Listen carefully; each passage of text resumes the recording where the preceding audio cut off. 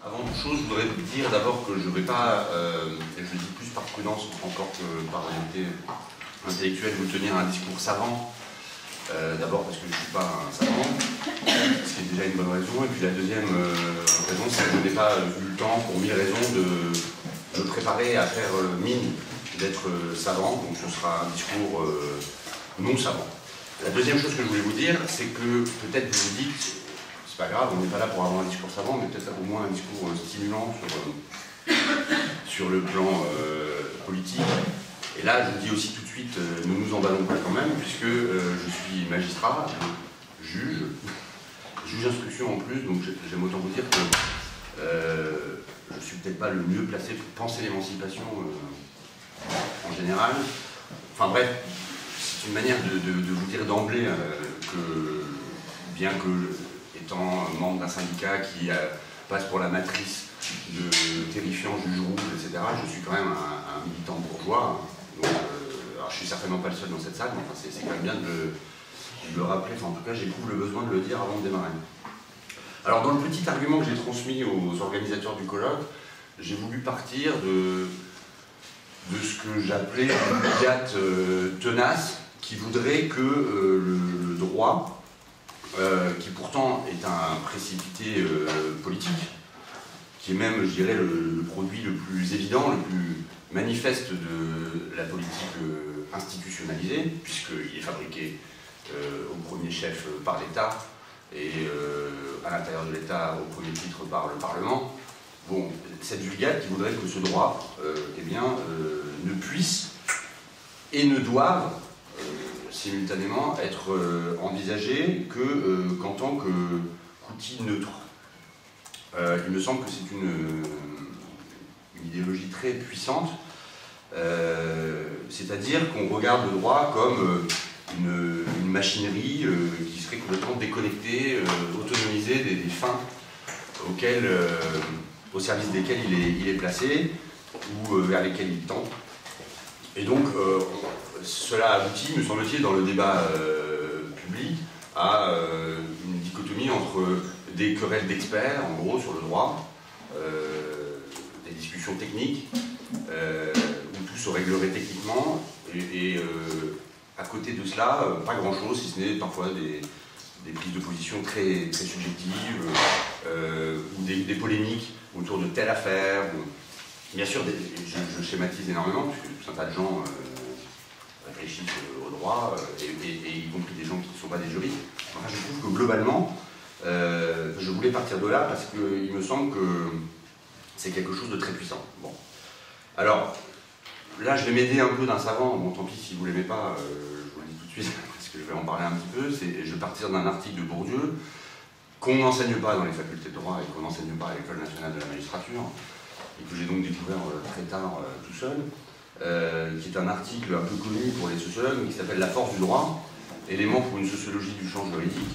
Pourquoi? Parce qu'il me donne quelques outils pour démarrer pour poursuivre, en fait, on va dire, plutôt mon propos.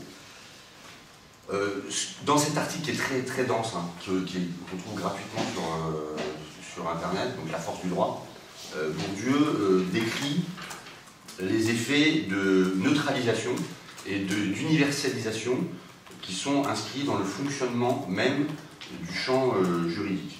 Alors, il en voit des traces dans la langue juridique elle-même, évidemment, donc avec ses tours impersonnels, sa rhétorique du constat officiel, ses références à des valeurs transsubjectives qui feraient consensus, un présent intemporel. Il y a tout un tas de choses à raconter sur la langue juridique elle-même, qui neutralise,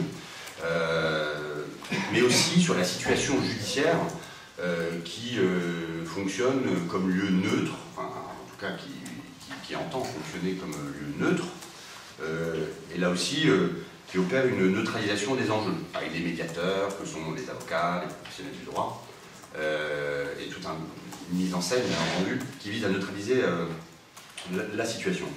Alors, je ne détaille pas, parce que je ne vais pas faire une paraphrase de cet article, mais d'emblée, dans cette étude, il est question de cela. Évidemment, Bourdieu, en sociologue attentif aux pratiques, ensuite oppose à cette vision, on va dire, neutraliste, une vision plus réaliste, et parle du travail d'interprétation du juge. On parle du juge qui, dit-il, historicise la norme, c'est-à-dire qui, avec ce droit qui est très plastique, très élastique, eh bien, vient lui donner un contenu précis.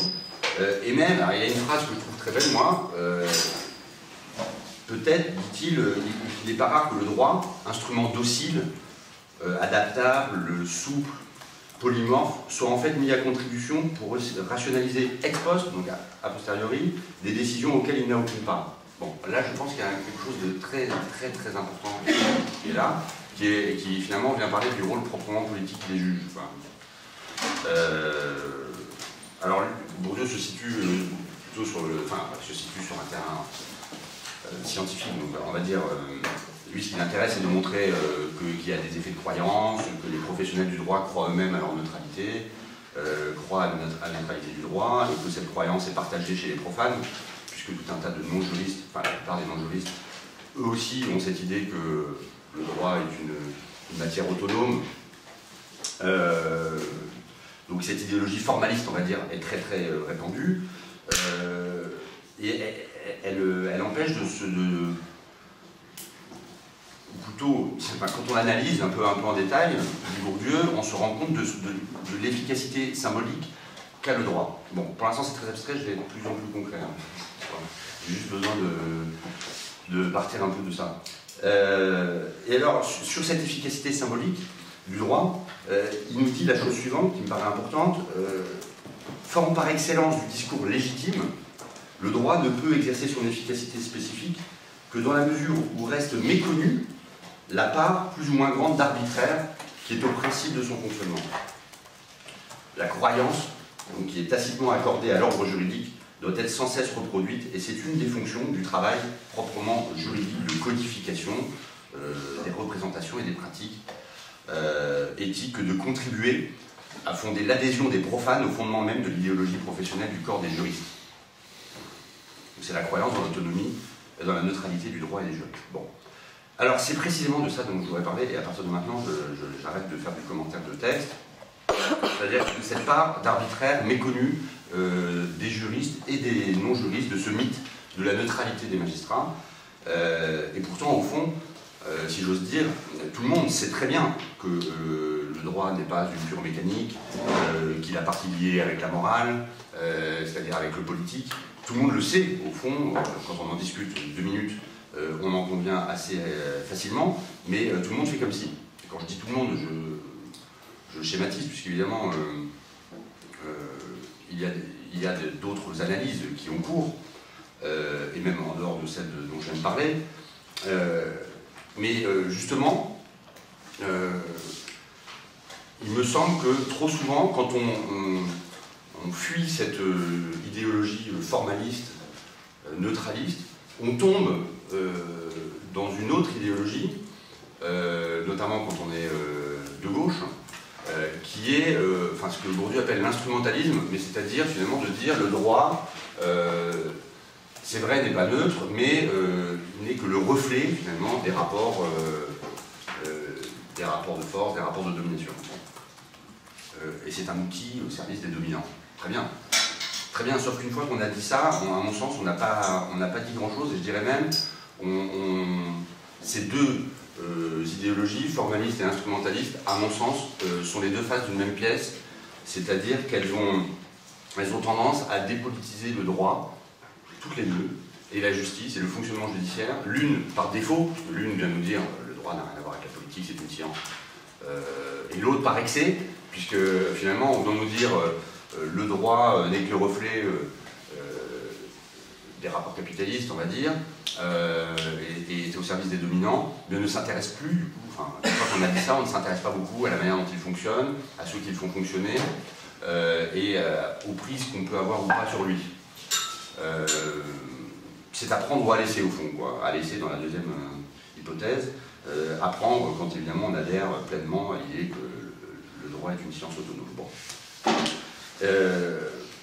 Donc c'est ça qui fait un peu le cœur de mon propos, c'est-à-dire que moi, j'aimerais rompre avec... J'en suis où, pardon 10 minutes. 10 minutes, bon. Voilà, c'est-à-dire que j'aimerais que les enjeux politiques qui gisent dans le droit et dans la justice ne soient pas abandonnés à la pseudo-objectivité des experts, dont je fais partie, d'une part, ou à l'hyper-subjectivité des profanes, d'autre part, c'est-à-dire, bon, bah, moi j'y connais rien, mais j'ai quand même mon avis sur la question. C'est-à-dire, en gros, entre le c'est ainsi, parce que je sais, parce que je suis juriste, parce que j'ai le savoir, et le c'est scandaleux, mais j'y connais rien, mais je me permets quand même de dire que c'est scandaleux. Et pourquoi pas, hein, mais je veux dire, il me semble que c'est un désastre politique dans les deux cas, quoi. Et que ces deux postures, enfin ces deux biais, sont les meilleurs alliés, les meilleurs amis du statu quo. C'est avec ce genre de choses que la justice ne changera jamais. Et donc j'en arrive à ma proposition politique. C'est un mot énorme alors que c'est très très embryonnaire dans ma tête. Je pense qu'il conviendrait donc de repolitiser les questions de justice et de droit et de le faire en réhumanisant, si j'ose dire, réhumanisant, resocialisant les juges. Je parle des juges, je pourrais parler des juristes en général, mais là j'ai sans doute du fait de ma situation, enfin c'est même sûr, j'ai envie de parler des juges. C'est-à-dire, quand je dis réhumaniser, resocialiser, c'est-à-dire les regarder comme des êtres sociaux et des êtres humains sociaux, et non plus comme des automates ou des êtres impossibles qui seraient au-dessus de la mêlée et qu'on admirerait ou qu'on pourrait haïr à l'envi, mais qui n'auraient pas de propriété sociale ni de propriété humaine. Et par là même, en faisant cela, d'enrichir, si j'ose dire, le régime de responsabilité des magistrats. Les magistrats sont responsables juridiquement, ils sont responsables civilement, ils sont responsables pénalement, ils sont responsables disciplinairement. On pourrait en parler des heures, parce que disciplinairement, ils sont responsables selon des modalités particulièrement discutables. Bon, il y aurait beaucoup à dire sur tout ça, mais il me semble qu'ils sont insuffisamment responsables à l'égard de la collectivité, on pourrait dire. Et que la gauche, pour le dire comme ça, hein, a quelque chose à dire là-dessus et n'en dit pas grand-chose, ou n'en dit rien. C'est-à-dire que je trouve, on ne trouve pas grand-chose sur ce que pourrait être une justice animée par des valeurs émancipatrices, qui soit réellement au service du peuple, hein, sans tomber dans ce qui a pu être appelé la justice populaire, les excès de la justice populaire, dont l'un des exemples est par exemple l'affaire de Bruy-en-Artois, quand, à la faveur d'un fait divers dans le nord de la France, il fallait prendre parti contre le notaire qui était désigné d'emblée comme le coupable, parce que notaire, parce que notable, ce qui était une erreur, parce qu'en l'occurrence il n'était pas coupable, dans laquelle se sont engouffrés un certain nombre de militants d'extrême gauche de l'époque.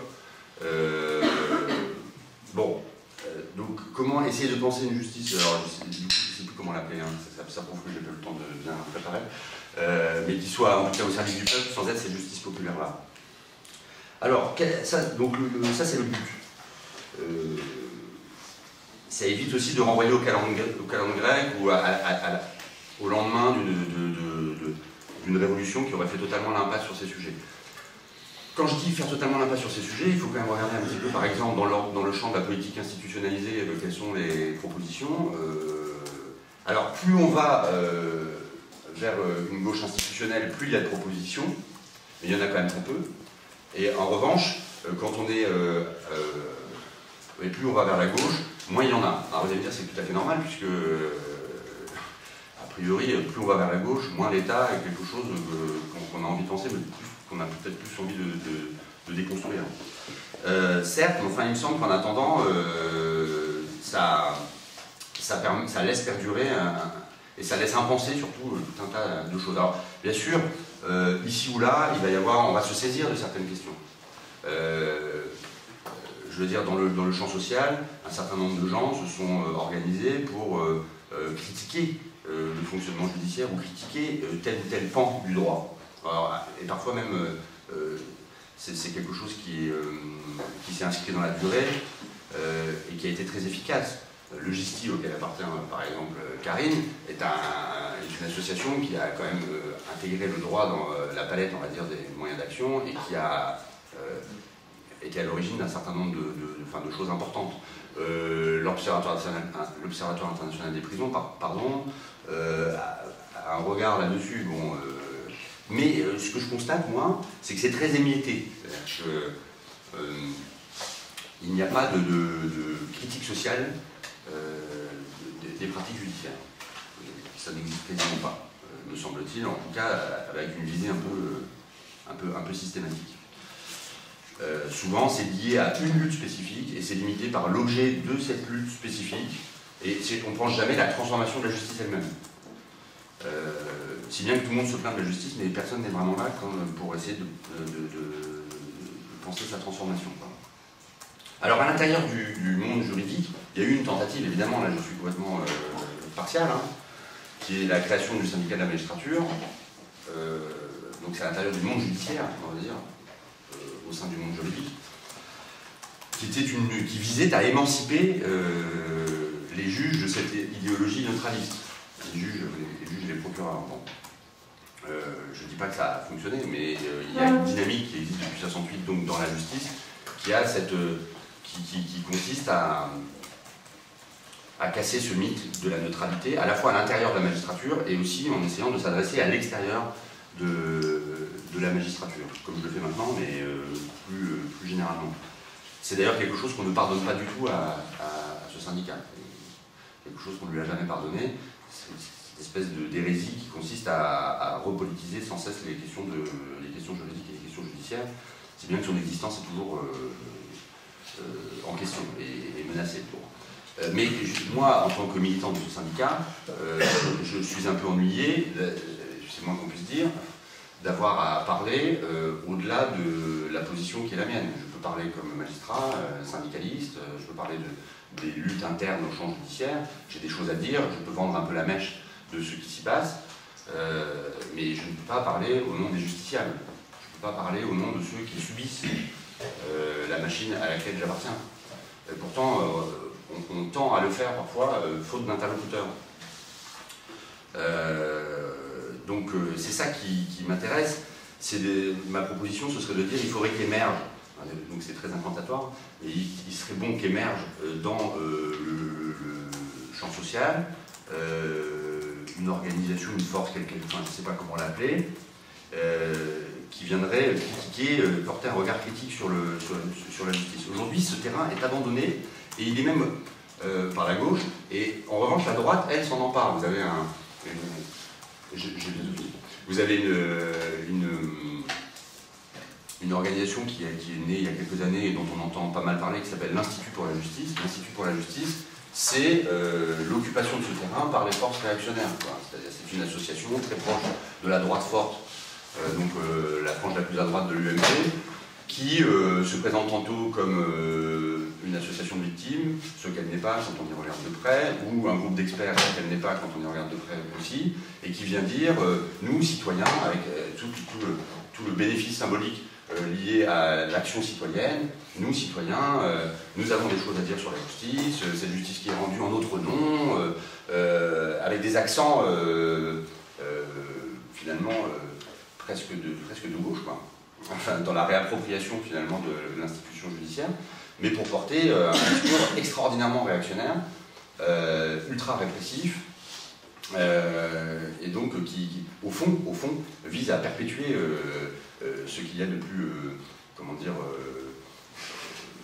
plus dominant dans le fonctionnement de l'institution judiciaire. Voilà, il ne s'agit pas de créer, j'en termine, un institut pour la justice de gauche, évidemment pas, surtout pas, mais de ne pas laisser ce champ libre, et de porter un regard peut-être plus global sur le fonctionnement judiciaire, qui soit moins émietté qu'il ne l'est aujourd'hui, pour que l'émancipation ne se fasse plus seulement de l'intérieur de l'institution judiciaire, mais qu'elle soit portée à l'extérieur, et plus seulement à la faveur de telle ou telle affaire, ou lorsqu'on est directement concerné, mais de manière beaucoup plus pérenne. Voilà mon propos.